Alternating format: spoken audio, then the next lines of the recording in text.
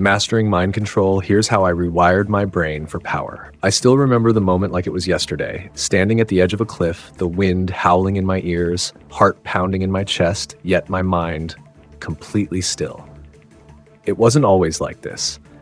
There was a time when my mind was like a wild animal, unpredictable, chaotic, and beyond my control. But somehow, I had learned to master it. The trick? I didn't just fight it.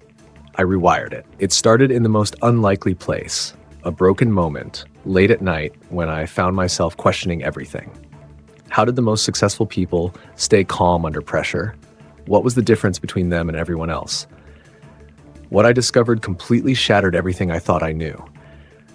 It wasn't about willpower or luck. It was about something far more powerful. And the scariest part? Most people never even realize they're living with their own mind as their greatest enemy. So how did I do it? How did I rewire my brain for power? Well, that's where things get interesting. The first step was so simple that I almost missed it, but it unlocked something I couldn't have expected. Let's just say, it's not what you think. Keep watching. I had always been the type to overthink. When faced with a challenge, my mind would race, an endless barrage of what-if scenarios. I'd replay the same conversations in my head, analyzing every word, every gesture, until I was exhausted. I thought it was normal. I thought everyone did it. But then one night, everything changed. It started with a question. It wasn't a complicated question, but it was one that would shift my entire perspective. What if your mind was the only thing holding you back? It wasn't a question I asked aloud. It wasn't even something I said to myself. It was a fleeting thought that seemed to appear out of nowhere, like a whisper in the middle of a storm. And then the more I thought about it, the more it made sense. What if all the frustration, all the failure, all the self-doubt was the result of one simple truth? My mind was working against me.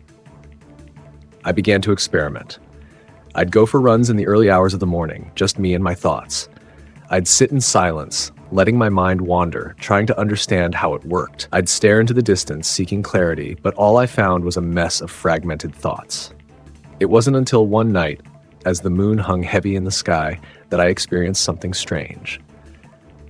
I had been wrestling with a problem all day, an important decision that had to be made. The longer I thought about it, the more overwhelming it became.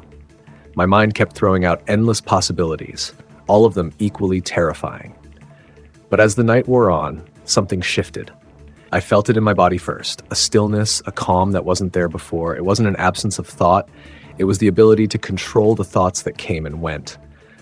My heart rate slowed, my muscles relaxed, and in that moment, I realized something powerful. The key wasn't in forcing my mind to be still. The key was in learning how to guide it, to let it wander where I wanted it to go, not where it wanted to take me. The next morning, I woke up with a new sense of clarity. I had discovered something I never thought was possible. My mind didn't need to be fought. It needed to be rewired. It wasn't an easy process. In fact, it was anything but. The first step was understanding my own mental patterns, the way my mind would spiral, how it would create problems where there were none. I started keeping track of my thoughts, writing them down as they came.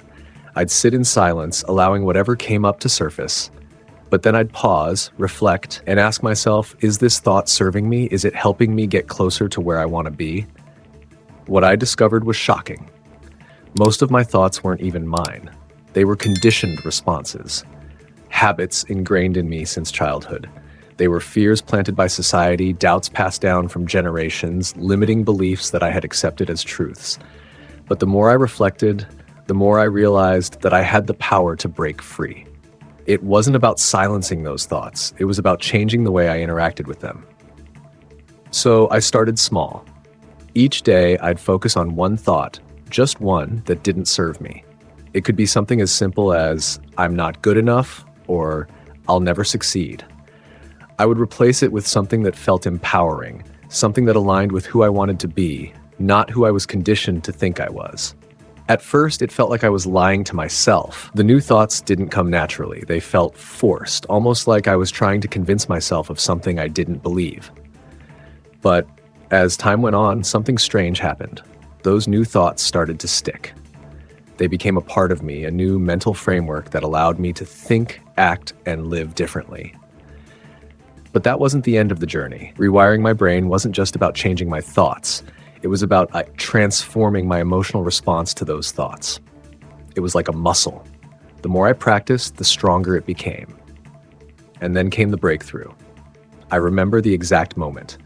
I was sitting in a meeting, surrounded by colleagues, all eyes on me. We were facing a critical decision, one that could make or break our project. My mind wanted to panic.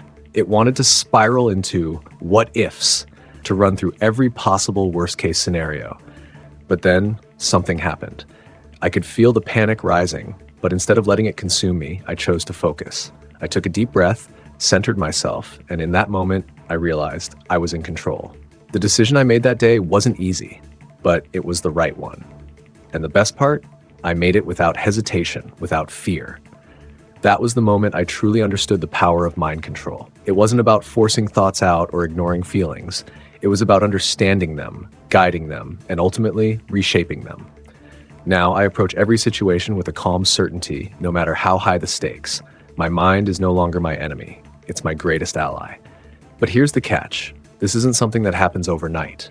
It takes time, patience, and consistent effort. And the most important lesson I learned, the rewiring process never truly ends. It's an ongoing journey, a continuous effort to evolve and grow. So here's the question. If you could rewire your mind, reshape your thoughts, and master your emotions, what would you do with that power? If you want to learn how to master your mind to unlock its true potential, the choice is yours. But be warned, it's not for the faint of heart. It requires deep work, honesty, and a willingness to face the parts of yourself that you've been avoiding. Are you ready to take that step? If this story resonated with you, drop a comment below with the phrase, "I am in control," to prove you stayed until the end. I'd love to hear how you're planning to rewire your mind for power. And don't forget to share this video with someone who's ready to take control of their life, someone who needs to hear this hidden truth. Trust me, it'll change everything. Stay tuned because in the next video, I'll share how you can break free from your deepest fears and make them your greatest asset.